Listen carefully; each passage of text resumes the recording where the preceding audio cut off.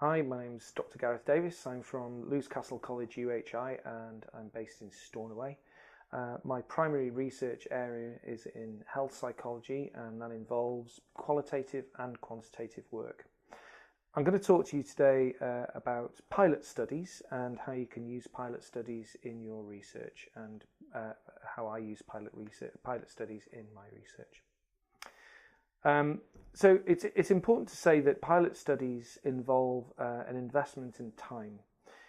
However, this small investment in time is almost certain to pay off in the long run.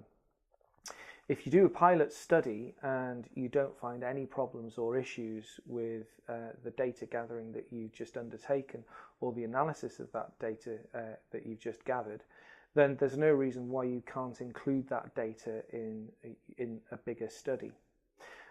However, what we're going to do is focus on the pilot study itself.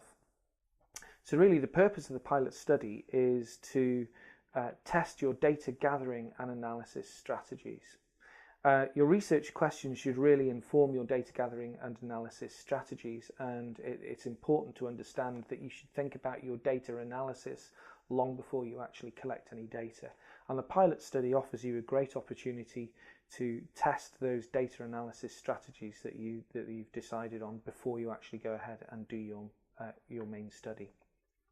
So I'm going to talk about pilot studies in quantitative research, and then I'm going to talk about pilot studies in qualitative research. So to begin with, in quantitative research, it enables you to ensure that you've got the correct data gathering systems in place.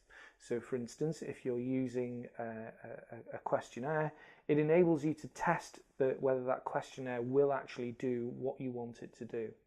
It will enable you to test whether the questions that you've got in that questionnaire are actually fit for purpose or whether they are indeed superfluous to requirements.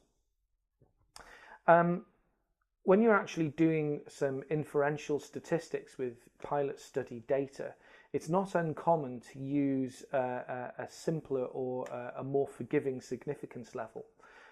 It's industry standard to use the 0.05 significance level when in disciplines such as psychology, for instance. But in a pilot study, you can actually use an easier significance level.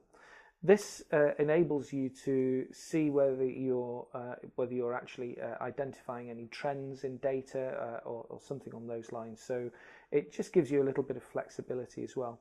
And of course, if you do decide that the data that you've gathered is what you want, then you can go back and reanalyzing it using the more stringent 0.05 significance level. Obviously, the pilot study will help you identify any problems that you've got in your procedure and enable you to correct that before you actually gather any more data in the long run. So qualitative pilot studies then. Qualitative studies, as you know, are going to be different from quantitative ones in that they are based around interviews, etc. And in qualitative studies, you might, for instance, be using a semi-structured interview approach, and that might be your data gathering strategy. So when you would do your interview, you'd be using an interview schedule, and the pilot study enables you to test whether that interview schedule does what you want it to do. In other words, whether it helps you gather the data that you need to answer your research question. A qualitative pilot study would be useful if you were to, for instance, go out and ask a colleague or a critical friend if they wouldn't mind being the participant in your pilot study interview. This enables you to ask all the questions in a nice relaxed atmosphere, and it also enables you to identify if any of the questions that you've come up with are not really going to do what you want, whether they might be answered far too simplistically or whether they are far too complex, for instance.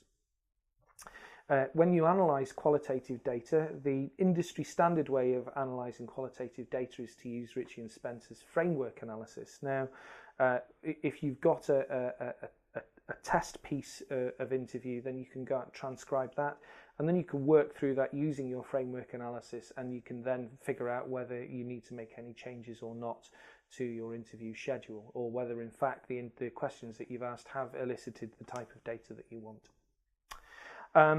Of course, for both qualitative and quantitative pilot studies, they enable you to iron out any issues or problems before you go ahead and do your main study.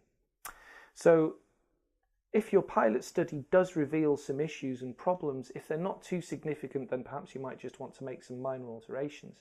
If indeed it reveals something a little bit more fundamental as a problem in your data gathering and analysis strategies, you are then able to go back and perform another pilot study just to ensure that you have actually ironed out those problems. So I hope that helps you with pilot studies, and good luck with your own subsequent research.